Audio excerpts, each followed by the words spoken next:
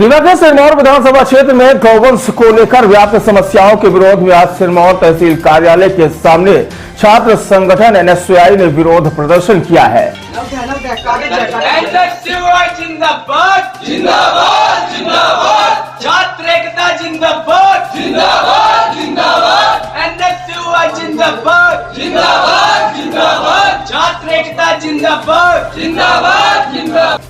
छात्र संगठन ने विधानसभा क्षेत्र में बंद एवं असंचालित गौशालाओं के संचालन सहित 3 से 4 ग्राम पंचायत के अंतराल में सामुदायिक गौशालाओं का निर्माण एवं सड़क दुर्घटनाओं में गौवंश मृत्यु की रोकथाम जैसी विभिन्न मांगों से संबंधित ज्ञापन पत्र भी सौंपा है। टीआरएस कॉलेज के एनएसयूआई अध्यक्ष नित्कर्ष मिश्रा के नेतृत्व में किए गए इस विरोध प्रदर्शन के दौरान सिरमौर विधानसभा क्षेत्र में गौवंश के लिए 3 से 4 ग्राम पंचायत के अंतराल सहित सदहना ग्राम पंचायत में गौशाला का निर्माण कार्य कराए जाने की मांग की गई। हमने देखा सिरमौर विधानसभा क्षेत्र अंतर्गत करीब 6 गौशाला ऐसी है जो बंद है। पटरी ग्राम का हो गया, बसामन मामा गाय वन विभाग हो गया आपका, वहाँ तो इतना बड़ा गौशाला है कि पूरे विधानसभा क्षेत्र का सबसे बड़ा गौशाला बसामन मामा बना हुआ है। सदहना में जो किसान है, वहाँ कई किसान ऐसे हैं जिनकी खेती गौवंश के कारण चर ली जाती है और वह किसान 1-2 एकड़ के भूमि स्वामी हैं और उनका जीवन यापन का व्यवसाय ही उनका खेती है। आप पटरी चले जाएं, आप उमरी मोड़ चले जाएं, दुल्हरा चले जाएं, यहाँ कहीं भी गौवंश नहीं है। इनका करोड़ों रुपए गबन कर लिया जाता है इन अधिकारियों द्वारा। हमने पाया जब हम यहाँ से रीवा के लिए जाते हैं तो बैकुंठपुर रोड हो गया, सिरमौर लोकल हो गया, कई गौवंश के कटे सर हमें देखने को मिलते हैं। इससे हमारा मन आहत होता है, हमारे धर्म की आहत होती है। शासन से हमारी मांग है कि हर 2-3-4 ग्राम के अंतराल में आप गौशालाओं को निर्माण कराएं, बंद गौशालाओं को चालू करवाएं व किसानों के हित में कार्य करें। ज्ञापन सौंपने पहुंचे छात्र संगठन के लोगों ने कहा कि कहने को तो शासन प्रशासन के द्वारा प्रदेश के सबसे बड़े गौशाला के रूप में बसामन मामा में गौ अभ्यारण्य सहित कई गौशालाओं का निर्माण कराया गया, लेकिन गौवंश की सुरक्षा को लेकर शासन और प्रशासन द्वारा किए जाने वाले तमाम दावे खोखले साबित हो रहे हैं। उनका कहना है कि सड़कों पर विचरण कर रहे गौवंश और आवारा पशु इस बात का जीता जागता उदाहरण है कि गौशालाएं सिर्फ कागजों में संचालित हो रही हैं।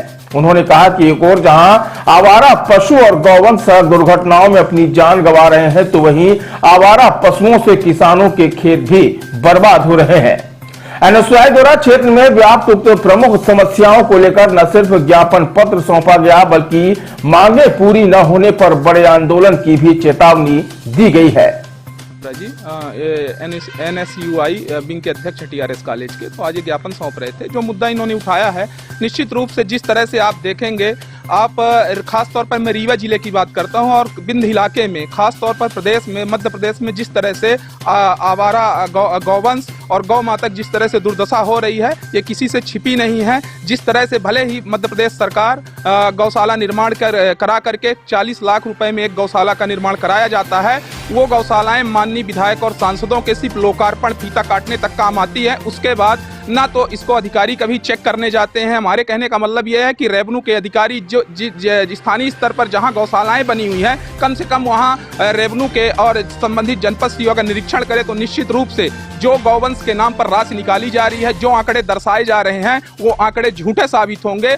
जो गौशालाएं चला रहे हैं वो माला माल हो रहे हैं, वही किसानों की फसल आवारा मवेशियों के कारण चौपट हो रही है। जो किसान अपनी पढ़ाई लिखाई, दवाई और बच्चों की शादी पर, खेती पर ही निर्भर है, उस किसान को उसके ऊपर बहुत सारी दिक्कतों का सामना करना पड़ रहा है। निश्चित रूप से मेरे कहने का मतलब ये है कि सरकार भले ही गौशाला के नाम पर आप रीवा जिले में लेंगे, बसामन मामा प्रदेश का पहले का शायद अभी भी सबसे बड़ा गौवंश वन विहार है, शायद ये नाम दिया गया। हिनौती में भी निर्माणाधीन है। यहाँ के प्रशासन भले ही दावा करता है कि जिले में गौवंश के संरक्षण के लिए, गौवंश की सुरक्षा के लिए और किसानों की फसल चौपट ना हो इसलिए गौशालाओं का निर्माण कराया जा रहा है, लेकिन मुझे ये नहीं समझ में आता। आप रीवा जिले में देखेंगे, जिस चीज का आप इलाज करो वही बीमारी बढ़ती जाए। आप खास तौर पर देखेंगे, हमारे स्थानीय स्तर पर बात करूं कि सिरमौर से लेकर बैकुंठपुर तक, आप बैकुंठपुर में देखेंगे डिवाइडरों पर 500-600 मवेशी बैठे रहे, यहाँ से लेके इटौरा तक। और रीवा जिले की चारों ओर जाने वाली नेशनल हाईवे हो, चाहे स्टेट हाईवे हो, चाहे प्रधानमंत्री ग्राम सड़क